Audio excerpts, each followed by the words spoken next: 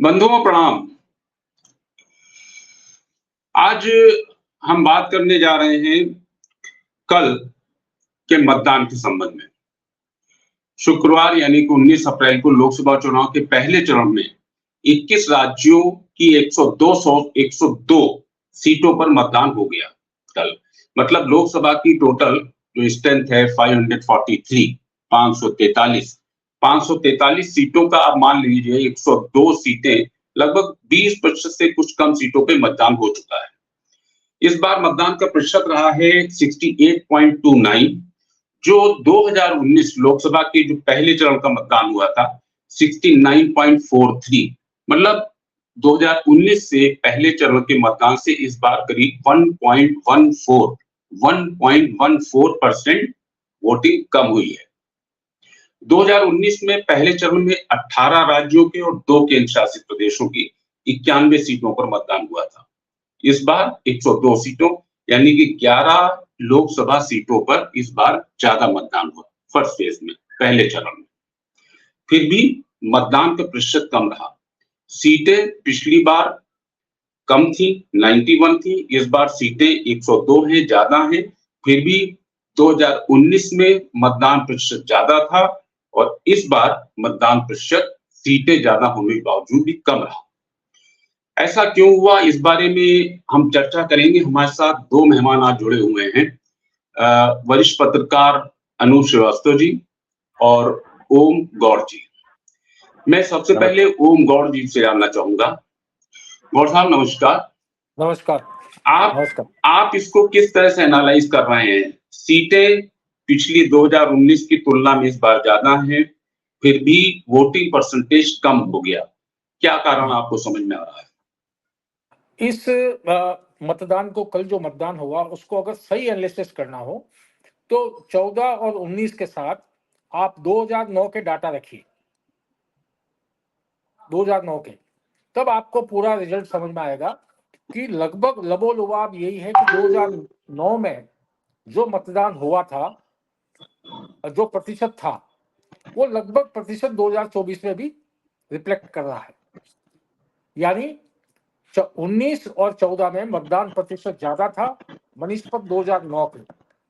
Okay, हालांकि होता क्या है आमतौर पर कि राजनीतिक दल अपने अपने हिसाब से, अपने अपने स्टेट के हिसाब से, अपने अपने एरिया वाइज इसका मीनिंग्स निकालते हैं। लेकिन मैं एज ए जर्नलिस्ट इसका मीनिंग निकालने के लिए बैठूं तो मैं ये समझता हूं कि मतदाताओं में उत्साह नहीं था, ये बिल्कुल साफ दिख रहा है।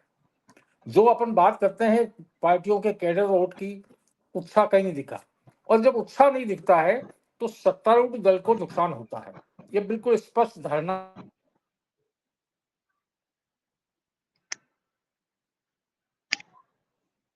तो उत्तर प्रदेश में जिन 8 सीटों पे नतीजा है, वो कल जो वोटिंग हुआ है उसमें देखेंगे कि आप पीलीभीत में 2009 में 63% मतदान हुआ और 2019 में, हाँ 2009 में बात कर रहा हूँ जी, 63%। मैं 14 और 19 हटा रहा हूँ इसमें से, ठीक है। 63 हुआ, अब 61 हुआ। सहारनपुर में 63 हुआ, अब 65 हुआ। और कैराना में 56 हुआ, अब 61 हुआ। मुजफ्फरपुर में 54 हुआ, अब 59 हुआ। रामपुर में 52% हुआ, अब 54% हुआ। मुरादाबाद में 54% हुआ, अब 60% हुआ। बिजनौर में 55 हुआ, अब 58 हुआ। सर गौड़ साहब वो फिगर्स तो देखिए आ गई हैं। मैं जानना ही चाह रहा हूं कि आपको रीजन क्या समझ में आ रहा। एक बात आप बताइए गौड़ साहब कि मैं आपसे समझना चाहूंगा कि भाजपा को बूथ मैनेजमेंट के लिए बहुत, मतलब बूथ मैनेजमेंट के मामले में भाजपा से व्यवस्थित कोई पार्टी नहीं है। कांग्रेस के पास भी वैसा स्ट्रक्चर नहीं रह गया है। भाजपा अपने मतदाता को बूथ तक लाने के लिए उसने बूथ मैनेजमेंट तो किया ही है, बूथ से नीचे भी जाके पन्ना प्रमुख बनाते हैं वो। उनके ऊपर जो है एक ग्रुप ऑफ वोटर्स की जिम्मेदारी होती है, आप उनको घर से निकाल के लाइए, फिर 10 बूथों के ऊपर वो एक शक्ति केंद्र बनाते हैं। मतलब मॉनिटरिंग सिस्टम बहुत बढ़िया बनाया हुआ है।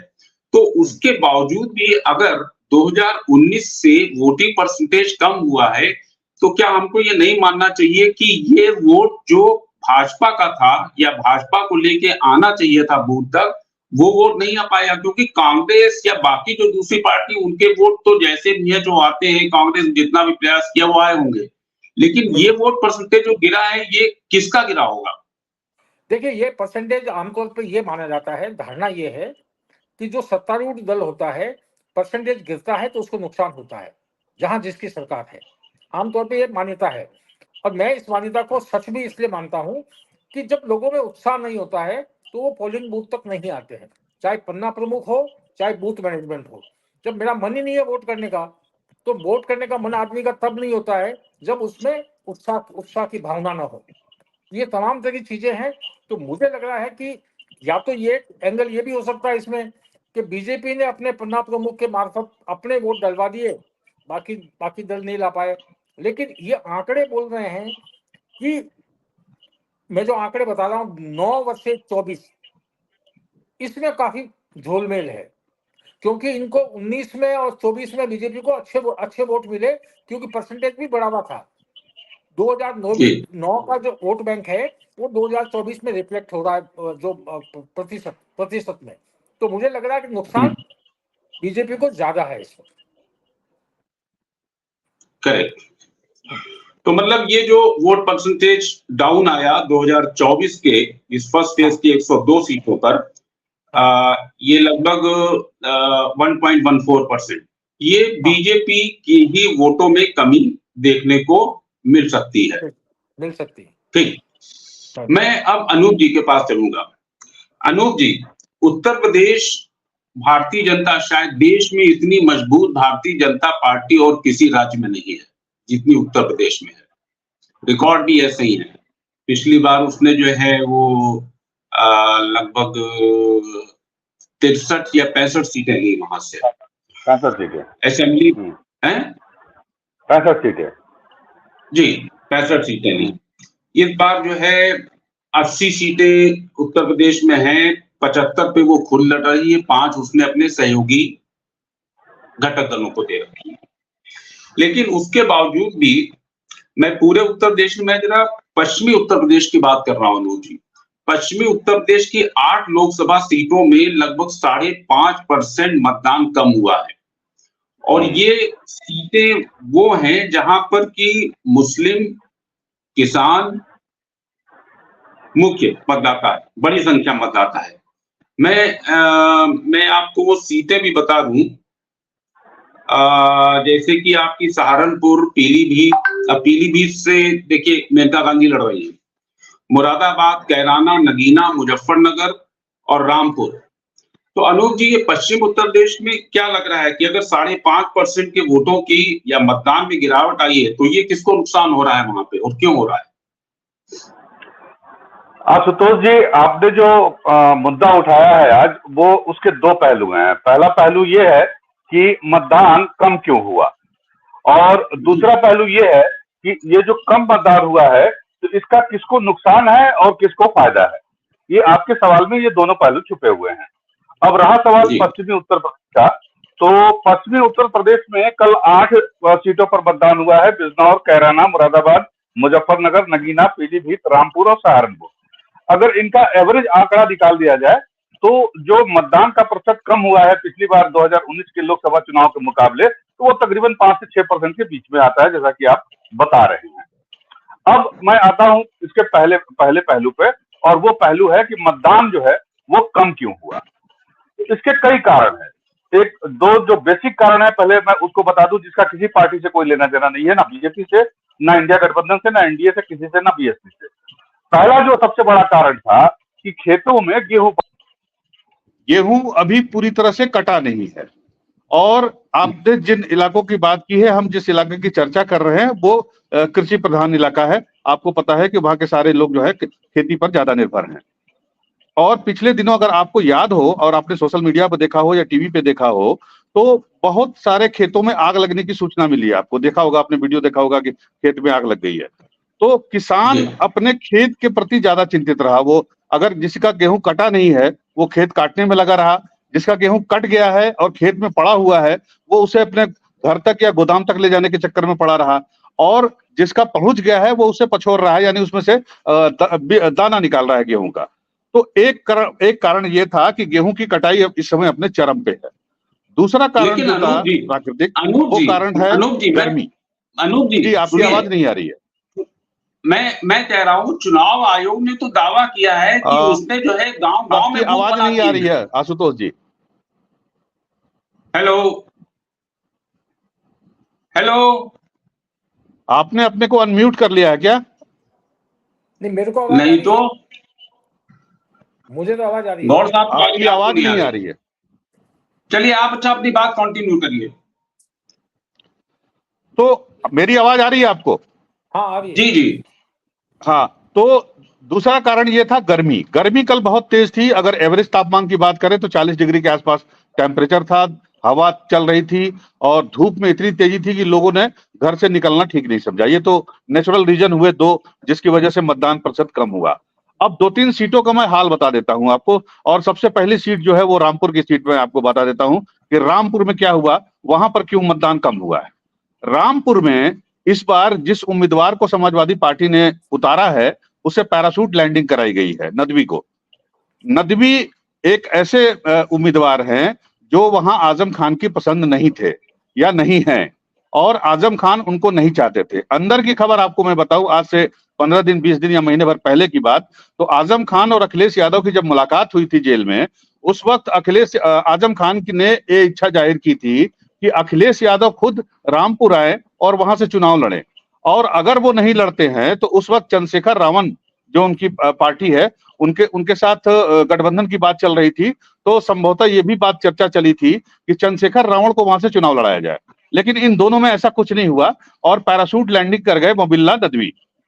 मोबिल्ला नदवी के साथ एक सबसे बड़ा ड्रॉबैक ये हुआ कि उनकी 4-4, 5-5 शादियों की बात सामने आ गई, और आजम खान और उनके परिवार ने उनसे पूरी तरह से किनारा कर लिया।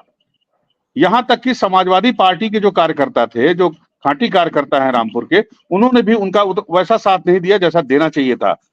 नदवी हो सकता है चुनाव जीत जाएं, लेकिन उनके पीछे लगी रही रामपुर का नवाब घराना, जो नूर बानो थी, वो और उनका परिवार जो है पूरा उनके साथ इकट्ठा रहा, उनके साथ लगा रहा।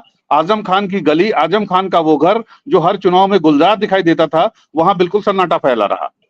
इसका मतलब यह हुआ कि कांग्रेस जो है चुनाव लड़ी इस बार गठबंधन की तरफ से रामपुर में, न कि समाजवादी पार्टी लड़ रही थी। तो रामपुर में वोट का परसेंटेज गिरने का सबसे बड़ा कारण यह था।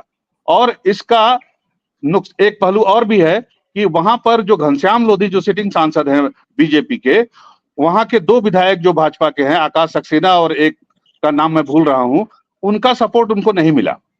तो ये 2 फैक्टर बहुत बड़ी वजह बने रामपुर में इस बार परसेंटेज कम करने में। अब इस फैक्टर का किसको फायदा होगा, किसको नुकसान होगा, ये आप आसानी से समझ सकते हैं कि हो सकता है कि इस क्लोज फाइट में नदवी हो सकता है निकाल भी सकते हैं, या घनश्याम लोधी अगर जीते हैं तो बहुत ही कम वोटों से जीतेंगे, ऐसा मुझे लग रहा है। अब चलिए बात करते हैं पीलीभीत की, जो कि बड़ी हॉट सीट मानी गई। जितिन प्रसाद हमारे जो पीडब्ल्यूडी मिनिस्टर है वो वहां से चुनाव लड़ रहे हैं। तो जितिन प्रसाद वहां पर थोपे गए। आपको पता है वरुण गांधी की सीट है, वो मेनका गांधी की सीट है, लेकिन उनको वहां पर उतारा गया। उसका भी असर पड़ा, और जो फैक्टर मैंने आपको पहले बताए मौसम संबंधी या फसल की कटाई संबंधी, वो फैक्टर तो थे ही। पीलीभीत में 2-3 जगह पर बायकॉट हो गया चुनाव का, कहीं पे पुल की वजह से, कहीं सड़क की वजह से, कहीं रास्ते पे दीवार खड़ी थी उसकी वजह से। हालांकि प्रशासन ने आनन फानन में बुलडोजर ले जाके वो दीवारें गिराई, लेकिन कुछ न कुछ उसकी वजह से डिस्टरबेंस हुआ, वोट नहीं पड़े। साथ ही साथ वरुण गांधी का फैक्टर काम किया। वरुण गांधी के जो अंधभक्त सपोर्टर थे, 5% या 6% या 7% जो भी वहां पर थे पीलीभीत पे, उन्होंने वोट नहीं किया। तो ये एक बड़ा रीजन रहा पीलीभीत में वोटिंग परसेंटेज कम होने का। इसके साथ ही मुजफ्फरनगर में भी यही बात हुई। मुजफ्फरनगर में जो है ये तीसरा कारण और बड़ा मजबूत कारण था, जिसकी शिकायत कल से समाजवादी पार्टी और बहुजन समाज पार्टी कर रही है। और वो शिकायत ये थी कि कल जुमा था, जुमे की वजह से जो मुस्लिम कम्युनिटी के वोटर थे, वो उन्होंने ये समझा कि हम नमाज पढ़ने के बाद जो है जाके वोट देंगे, और ऐसा अमूमन होता भी है। और नमाज पढ़ने के बाद वो वोट देने गए तो कई जगह से ये शिकायत ये आई कि स्थानीय प्रशासन के जो लोग थे, कर्मचारी अधिकारी जो भी रहे हो, उन लोगों ने उनको रोकने का प्रयास किया। इसका सबसे बड़ा एग्जाम्पल मुजफ्फरनगर से मिला या रामपुर से मिला या यूं कहें कि और जगहों से सहारनपुर से मिला कि 6 बजे या 5 बजे के बाद जब बंद हो जाता है, जो लाइन में लगे रहते हैं उन्हीं को वोट डालने का मौका मिलता है। इस तरह की लाइन कल वहां नहीं दिखाई दी, न रामपुर में दिखाई दी, न ही मुजफ्फरनगर में दिखाई दी। तो इसका मतलब कि मुस्लिम मतदाताओं को किसी कारण से वोट डालने से वंचित होना पड़ा। तो ये एक बड़ा कारण था मुजफ्फरनगर में वोट परसेंटेज कम होने का। तो ये जो मिले जुले फैक्टर थे और इन मिले जुले फैक्टर्स ने जो है पश्चिमी उत्तर प्रदेश के इन 8 सीटों पर मतदान प्रतिशत कम किया है। अब इसका नुकसान कहीं बीजेपी को हो रहा है और इसका नुकसान कहीं इंडिया गठबंधन को हो रहा है। जैसे बीजेपी को अगर नुकसान होगा तो पीलीभीत में नुकसान हो सकता है, इंडिया गठबंधन को अगर नुकसान होगा तो मुजफ्फरनगर में नुकसान हो सकता है, या हो सकता है सहारनपुर में नुकसान हो जाए।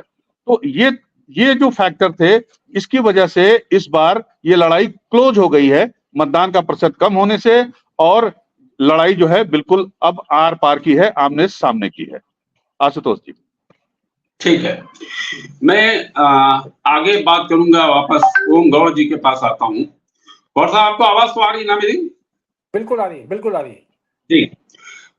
गौड़ साहब, चलते हैं अब हम बिहार में। बिहार में देखिए, कल 102 सीटों में सबसे कम पोलिंग बिहार में हुई है।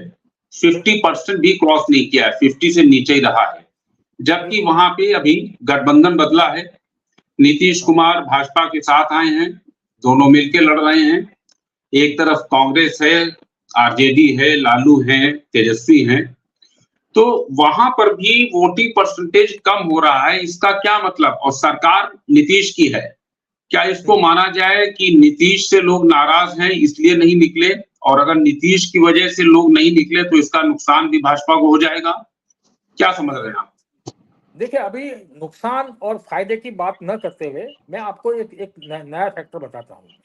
जो अब हमने कुछ मतदाताओं को टटोला, तो उसमें एक फैक्टर ये भी निकल के आ रहा है कि अभी कोई सीमा ही नहीं है। इस पार्टी से आदमी निकलता है, बड़ा नेता, उस पार्टी में चला जाता है, उससे निकलता है, इससे निकल जाता है। उस पार्टी में जब तक रहता है लोग उसको भ्रष्ट बोलते हैं, जब इस पार्टी में आता है तो वो ईमानदार हो जाता है। तो ये जो पॉलिटिकल सैर सपाटा है, इससे लोगों में बहुत काफी उत्साह कम हुआ मतदान के प्रति। उनका ये कोई तरीका नहीं हुआ कि आप देखिए बिहार में लोगों ने इधर उधर छलांग लगाई, ये महाराष्ट्र में हुआ या आपके यूपी में हुआ, राजस्थान में हुआ, देश भर की खबरें आप लोग दिखाते हैं तो देखते हैं। तो ये लोगों में एक उत्साह की एक वजह ये भी है कि नहीं, वो देखिए, ये तो एक बात है कि ठीक है, थोड़ा सा डिसएंचेंटेड होता है मतदाता कि ये आदमी अभी भाजपा के साथ था, अब वो चला गया कांग्रेस में या किसी भी दूसरे दल में, थोड़ा सा होता है, डिस्टर्ब फील करता है। लेकिन फिर भी एक जो कॉमन फैक्टर होता है और हमेशा चुनाव में बहुत मैटर करता है कि एंटी इनकम्बेंसी फैक्टर। आपको बिहार में ऐसा कुछ लग रहा है कि वोट परसेंटेज अगर डाउन हुआ है तो एंटी इनकम्बेंसी लोग जी? बिहार में वोट परसेंटेज इतना डाउन नहीं हुआ है, 1.12 का फर्क है। पहले 48.88 था, अभी पहले 50 था, अभी 48.88 है। तो कोई ज्यादा पूरे देश की तुलना में देखें तो बहुत कम है, सबसे कम है, सबसे कम है। तो वो कोई ऐसा एंगल नहीं है कि उसमें जाए, लेकिन वहां भी फाइट बहुत मुकाबले की है। बिहार का आंकड़ा देखेंगे तो बिहार में बहुत नेक टू नेक फाइट है हर सीट पर। तमाम तरह की सीटें, चाहे जहां कांग्रेस लड़ रही वहां भी, और जहां पे आरजेडी लड़ रही वहां भी, और जहां जदयू लड़ रही है और जहां बीजेपी लड़ रही है, सब जगह नेक टू नेक फाइट है और बहुत ही कांटे का मुकाबला है बिहार में। बिहार इस बार चौंका दे तो कोई बड़ी बात नहीं। चलिए, इसके बाद एक सबसे इंपॉर्टेंट फर्स्ट फेज का स्टेट है तमिलनाडु। वहां सभी 39 लोकसभा सीट्स पे इलेक्शन हो गए। अब तमिलनाडु में भी देखिए, बीजेपी अभी तक तो वहां घुस नहीं पाई है और घुसने की वो बड़ी पुरजोर कोशिश कर रही है। साउथ में अगर देखें तो कर्नाटक को छोड़ के, या थोड़ा बहुत आप कह सकते हैं तेलंगाना थोड़ा बहुत, लेकिन तमिलनाडु में तो बिल्कुल छू भी नहीं पाई है। वहां पर भी पिछले चुनाव के मुकाबले मतलब 72% मतदान हुआ था 2019 में, और हाँ। इस बार वहां पे 7% मतदान कम हुआ है 2024 बिल्कुल में। बिल्कुल। अब वहां अगर बिहार वाली हम बात करें कि वहां पर शासन से या इनकम्बेंसी फैक्टर है, तो तमिलनाडु में भी इसका मतलब डीएमके जो है वहां शासन में है और इनकम्बेंसी फैक्टर हो सकता है वहां मतदान गिरने का। लेकिन वहां पर बीजेपी गेन करने की कोशिश कर रही है। मतदान अगर कम हुआ है तो मुझे नहीं लग रहा कि इसका फायदा कुछ बीजेपी को हो भी सकता है, क्योंकि वहां पर वो है ही नहीं। आशुतोष जी, आप सही कह रहे हैं। इस बार कोई बड़ी बात नहीं है कि तमिलनाडु से बीजेपी की एंट्री हो जाए तमिलनाडु में, क्योंकि आप देखेंगे बीजेपी ने अपनी पूरी ताकत तमिलनाडु को में लगाई। आपके जितने भी साउथ के जितने भी स्टेट है, उन स्टेट में बीजेपी ने पूरी ताकत लगाई। और कोई बड़ी बात नहीं है कि बीजेपी अच्छी 4-5 सीटों के साथ वह एंट्री भी कर सकती है। और ये जो आपको दिख रहा है परसेंटेज, ये उसी की एक वजह है। क्यों कि आपने देखा होगा तमिलनाडु से वाराणसी का कनेक्शन, तमिलनाडु से अयोध्या का कनेक्शन, ये तमाम चीजें निकालकर तमिलनाडु पर बहुत जबरदस्त फोकस किया गया। और उसका नतीजा आप अगले इस 4 जून को जब नतीजा आएंगे तो उसमें आपको दिखेगा कि इस कम परसेंटेज का मतलब क्या है। वही लगेगा आपको कि ये बीजेपी की एंट्री हो चुकी तमिलनाडु। एक और गौर साहब इंटरेस्टिंग चीज देखने को मिली मतदान में कि सबसे अधिक मतदान फर्स्ट फेज में लक्षद्वीप में हुआ 84%। इवन जो मणिपुर लगभग मुझे लग रहा साल भर हो गया है, अभी भी वहां की आग शांत नहीं हुई है। बीच में 1-2 घटनाएं हो जाती हैं, हत्या की, गोलीबारी की घटना, वहां भी 72% हो गया। लेकिन जो मेनलैंड थी, ये तो हमारे जो है नॉर्थ ईस्ट के क्षेत्र हैं, मतलब मैं नॉर्थ इंडिया की बात कर रहा हूँ, यूपी, मध्य प्रदेश, छत्तीसगढ़, बिहार, इतना वोटिंग यहाँ नहीं हुई जितनी कि लक्षद्वीप जैसे छोटे सी जगह या मणिपुर, जो कि ऑलरेडी इतना वायलेंस। मणिपुर के बारे में तो आपको भी क्लियर होगा कि वहां भाजपा को इस बार क्या स्थिति होगी। लेकिन वोटिंग परसेंटेज बढ़ा है तो मानना चाहिए या मान लेना चाहिए कि ये सारा वोट भाजपा विरोध में पड़ा है या होगा।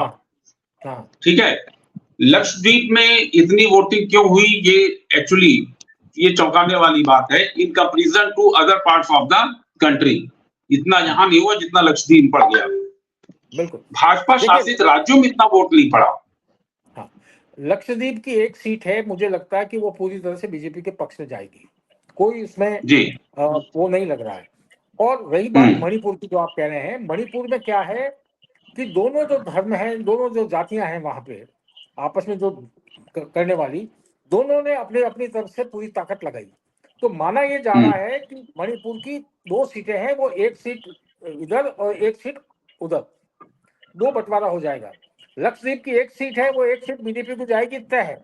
आप लिख लीजिए, कोई उसमें वो और दूर दूर तक कोई नजर नहीं आता है। और दूसरी बात कि लक्षद्वीप अभी जब प्राइम मिनिस्टर वहां गए थे तो काफी चर्चा में आया लक्षद्वीप को लेकर, जो उन्होंने वहां बातें की और तमाम तरह की चीजें हुई वहां पे, वो बहुत चर्चा में आया। तो लक्षद्वीप की सीट तो आप मान के चलिए वहां कांग्रेस फाइट में ही नहीं है। करेक्ट।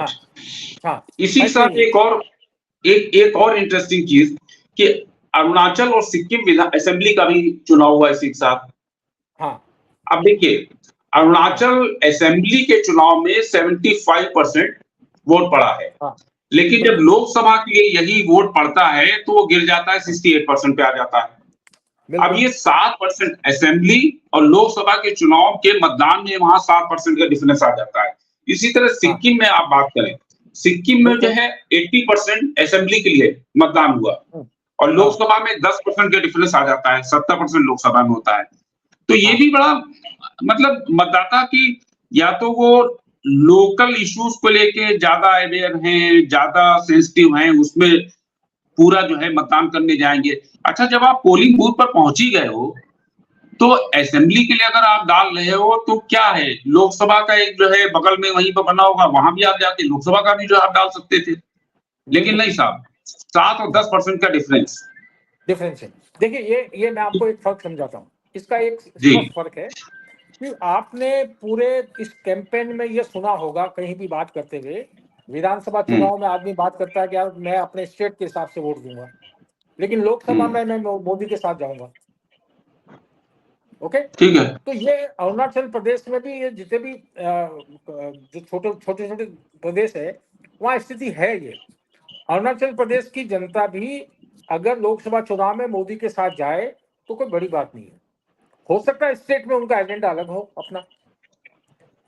कई जगह बात करने से बिल्कुल सामने आता है सर, लोकसभा में हम मोदी के साथ हैं और स्टेट में हम इनके साथ हैं। ये सुनने को फर्क दिखता है। तो मुझे लगा नॉर्थ ईस्ट के ये जो छोटे छोटे प्रदेश है वहाँ ये साफ आवाज है। ये अगर विधानसभा चुनाव में उनका परसेंटेज डाउन है तो साफ आवाज है कि कोई कोई फर्क है।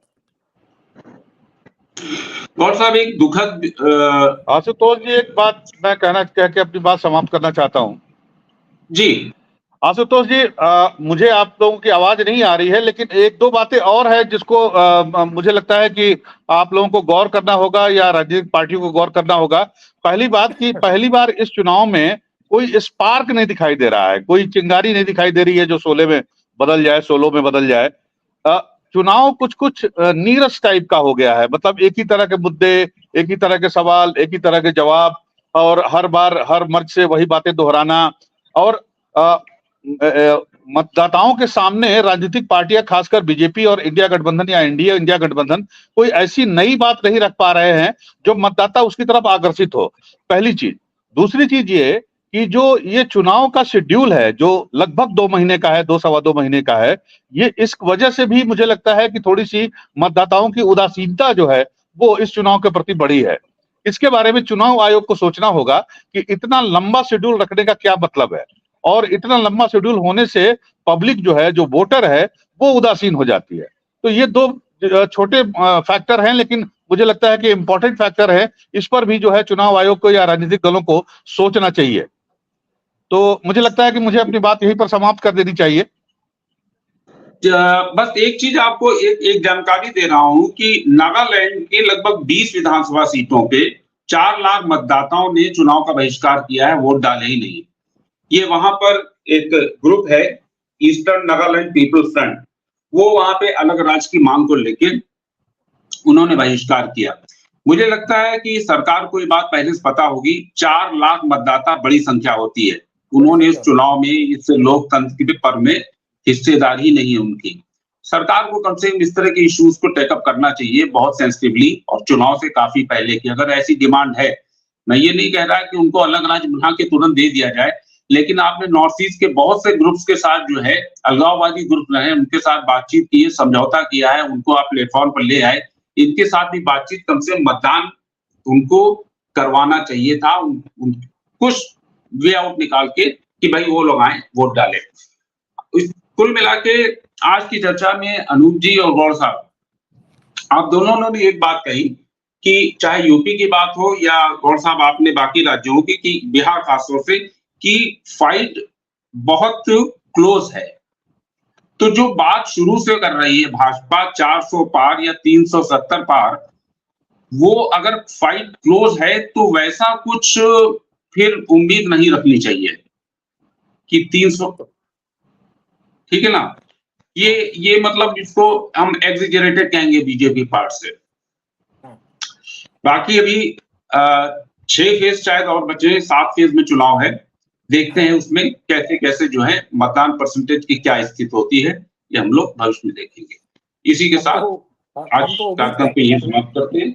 आप सब लोगों का बहुत बहुत धन्यवाद। Thank you. नमस्कार। और आप हमसे जुड़े रहने के लिए सब्सक्राइब करें YouTube पर, फॉलो करें Twitter पर और लाइक करें Facebook पर। और ज्यादा जानकारी के लिए आपको टाइप करना होगा सिर्फ न्यूज।